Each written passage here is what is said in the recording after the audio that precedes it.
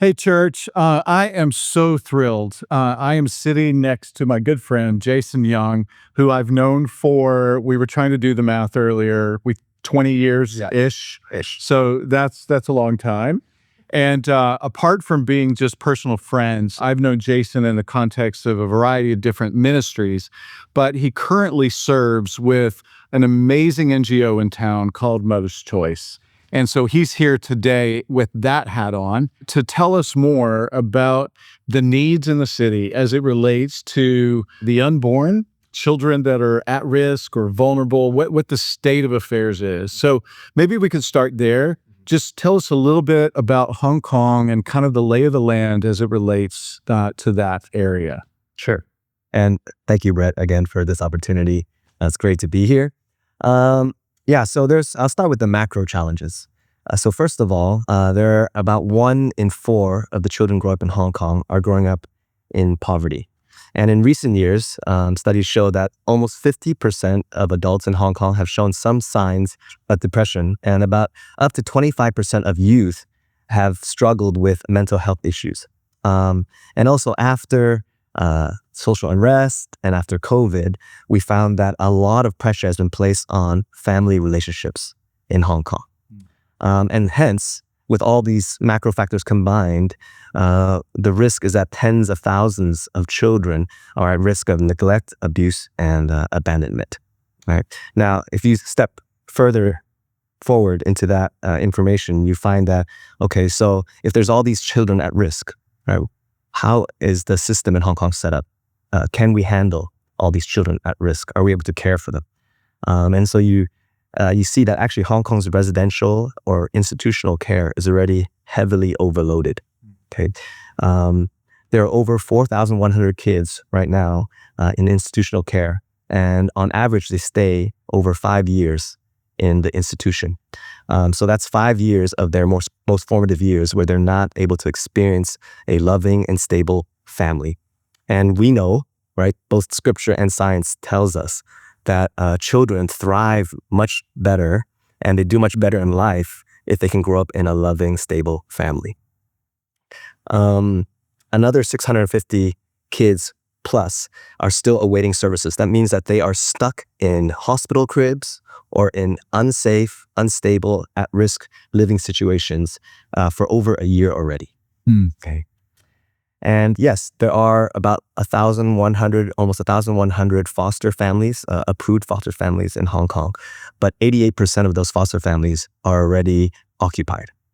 Right, so you can see that there's a huge, huge need at this time. Also, as of the end of June of 2025, there were over 100 children waiting for adoption in Hong Kong. And also 109 or 110 families that were applying or in the process of applying for adoption. So that would seem like that, the need is totally met, right? Like almost like a 1-to-1. Mm-hmm. But the reality is that out of that 100 or so kids who are waiting for adoption, only one of them is considered healthy and normal. So the other 99 plus have complex backgrounds or complicated backgrounds, health issues, special needs, or are considered older kids. So that means 3 or over. And the reality is that pretty much all of the potential adoptive families that are signed up only want a healthy newborn, like a blank sheet. Right? So the question is, what will happen to all these other children who are the most vulnerable? And then maybe the last stat I want to mention has to do with the generational vicious cycle that is growing in Hong Kong, where you have broken families and families in crisis producing generations of broken families and families in crisis. So every year there are approximately 5,400 crisis teen pregnancies in Hong Kong. And for Mother's Choice, in the cases that we receive, we find that approximately 60% of those who come to us are actually choosing to parent. And the trend is actually increasing, okay? But these single moms, who make this brave choice to parent, oftentimes have zero community and zero support network, which means that they're very likely to become a family in crisis and then trigger child protection laws and then have their children removed or institutionalized. And as we mentioned before, if a child grows up in institutional care, she is actually far more likely to herself have a crisis teen pregnancy. And so this vicious cycle continues and snowballs. Yeah. So those are pretty sobering. I can't, you and I grew up in families that were not perfect, but were whole. And we have healthy adult lives and hopefully raising children in that kind of environment as well, based upon that unique background. But so many don't get that, right? And these kids, even the special needs kids, the older kids, the less adoptable ones deserve a good family as well. So what can we do about it? What are some of the ways that we, as a church, as the body of Christ, can actually help in solving some of these issues? Yeah. And so there is good news, right? I mean, this is why we're here, right? So yes, those statistics are daunting, but I'm just so hopeful because of so many amazing communities of faith and care like Island ECC that God has raised up who really care about the next generation, who care about families, who care about the city. And so, yeah, how can you get involved? I'll mention a few, just 3 primary ways. Okay. So the first one is adoption. So most people know what that is. It just basically means that you become a child's forever family. It's forever, right? And that's a beautiful thing, okay? Secondly is foster care or becoming a foster family, which is a temporary family for a child at risk who is basically waiting for their biological family to be restored that can take them back or to waiting to be adopted. Okay, and so that can take anywhere between a few months to a few years, and potentially until they're up until they're 18 when they age out of the system. Right, so that's the second way to become a foster family. And the third one is something that's it's actually new in this region. It's called Safe Families, and basically that is what it involves is joining a team. So you have a team of volunteers who basically provide a circle of support around a single mom and her baby so that they won't fall into crisis. They can stabilize and begin to thrive. And so what does that mean, a circle of support? It means being a friend to her. It means providing occasional, childcare, babysitting, or perhaps some life coaching as she thinks about wanting to study again or work again. These are some of the different ways that we can provide that circle of support, but it's a team effort. Yeah. So all 3 sound amazing. Most people feel like our plates are full, our schedules are busy, our, money is tight, don't imagine having a lot of margin in their lives. But what would you say to somebody that has a heart to want to do something, but also it feels a little overwhelming? Like, what would you advise? People in Hong Kong are busy? I've heard. Okay, yeah. So I totally understand. My wife and I, yes, You've got a few kids. Yes, we have 7 kids. Yeah. So since we last counted, right? So 5 biological, and then we're also fostering 2 teenage boys. Wow. Yeah, and so I can tell you firsthand, yes, it is. It's wild. It's a bit of a zoo at home already. Just even with our 5 biological kids, it was a zoo already, and now it's this. It's chaotic oftentimes, but I'd like to think of it as a beautiful chaos. You're single-handedly solving the problems. Yeah. And so I definitely understand it's hard work for sure. Okay, it's hard work for sure.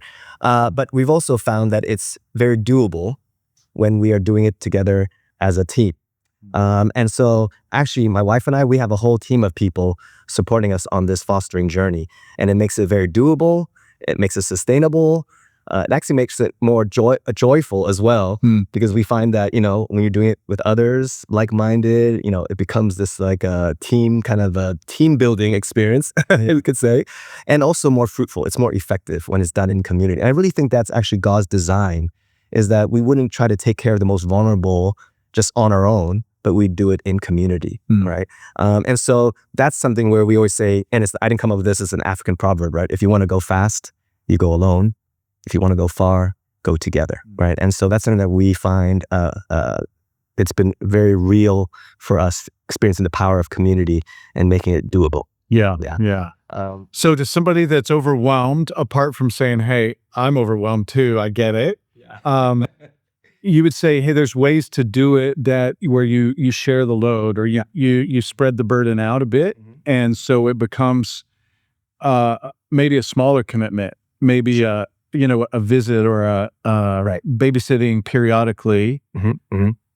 Yep. being the safe family aspect. Fostering is a little more hands-on, and then adoption obviously is permanent for life, right? Right. But all three of those, I think it just so much, like I said, so much more doable and sustainable and joyful when it's done with a team. Right. At the same time, there's just some people who, I mean, not everyone is called to adopt or foster, right?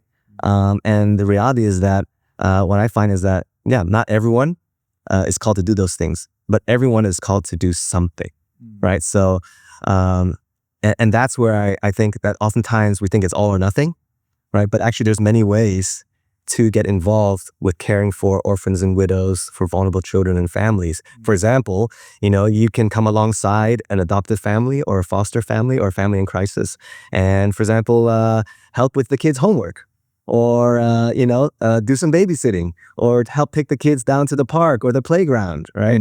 Or maybe do some pick up or drop off type of rounds. Help take them to the hospital or the clinic, just for a checkup. I mean, there's so many different ways. And these are all things that our own community, my wife and I, we've experienced from our community, that type of support. And it's really made a huge, huge difference. And on top of that, obviously, just prayer and encouragement, because it's tough, it's challenging. And you just need people, along the way who are saying, hey, you can do this, don't give up. Right. And so just knowing that you're not in the trenches alone, oftentimes is already a huge, huge help. So yeah, everyone can get involved. And as you mentioned, Safe Families is actually designed in such a way where, you can just sign up to be a Safe Families volunteer, and basically you just become a friend, a good friend to a single mom. Yeah. Right. Go help her out, take her to get her nails done or have a cup of coffee so that she can have some me time. I mean, just simple things like that, just being a friend, walking with her, again, in team. And that's something that everyone can do regardless of age, gender, marital status, or stage of life. Everyone can be involved. Everyone can do something. What about language ability? Do I need to speak Cantonese? Well, what we do is that we generally put people in teams where there's some sort of mix of different abilities, different skill sets, and different languages, so that everyone can pitch in. Right. And oftentimes, you maybe you're not the one who is like having deep conversations with the mom, but you can still be playing and taking care of the child, for example. Right. The baby. Right. So everyone can get involved in some way. We'll make sure, because that's the role that Mother's Choice has.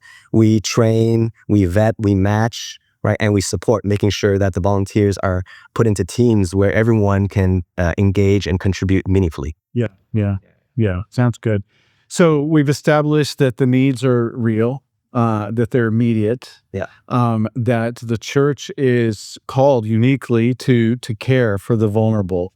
And James, in the very famous verse, reminds us this is pure and undefiled religion, to care for widows and orphans, and kind of the least of these, right? That's right. And so what would be kind of next steps if somebody had a thought that maybe I could be involved? What would you suggest to them? Yeah. So I think definitely the first thing is to begin regularly praying, right? Because I think we need to have, that helps to form and cultivate God's heart for the orphan and the widow, right? And so pray for the vulnerable children and families in our city. Pray for the caregivers. Pray for the social workers. Pray for the institutions that are involved in serving the least of these.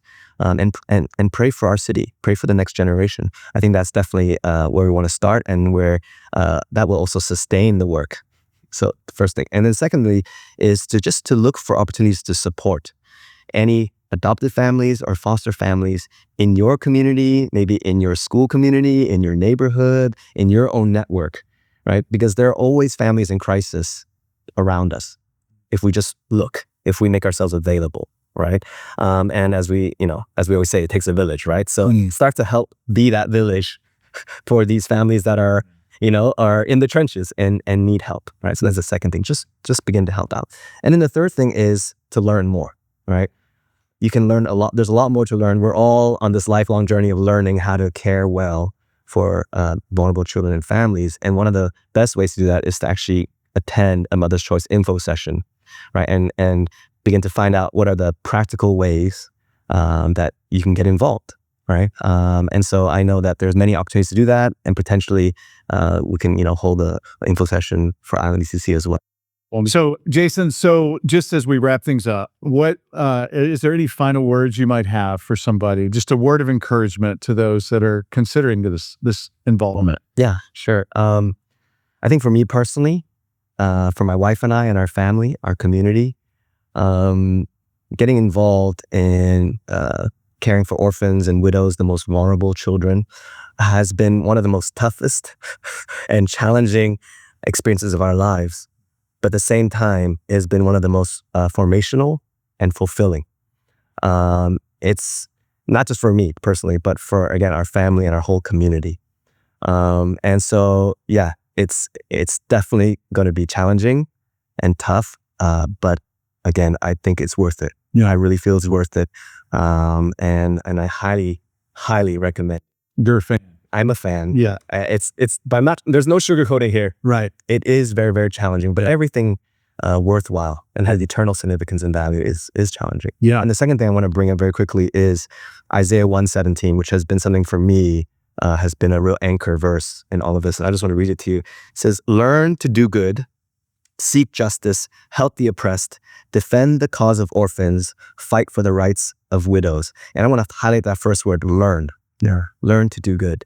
None of us start off as experts in this area. You've been through that, right? None of us start off as experts. We all have this journey of learning when it comes to this area of ministry, right? But one of the best ways to learn is to just go from doing nothing to start doing something. Right. And so that's what I want to encourage everyone. Yeah. No, that's could not be said better, So I just want to say on behalf of the church, how much we appreciate you and what you do and the career path that you have chosen and the way that you spend your time and the way that you back up your conviction. I mean, your life totally supports that you believe in this. These are not just statistics, right? This is something you believe in. And so we appreciate you and the leadership that you provide with Mother's Choice and the organization itself that for decades has been that voice to care for the unborn and to care for those in crisis, after birth. And so church, words well spoken from Jason as he tells us to pray and tells us to learn and then encourages us to do something. So I would echo that and just want to challenge us all to be involved and to have the heart of God. God cares about these people that are vulnerable, so it is not optional for us to decide whether we want to care or not. How we care may differ from person to person. So again, thank you for all you do, and thank you for being with me today. Thank you, Brett. Thanks. Awesome.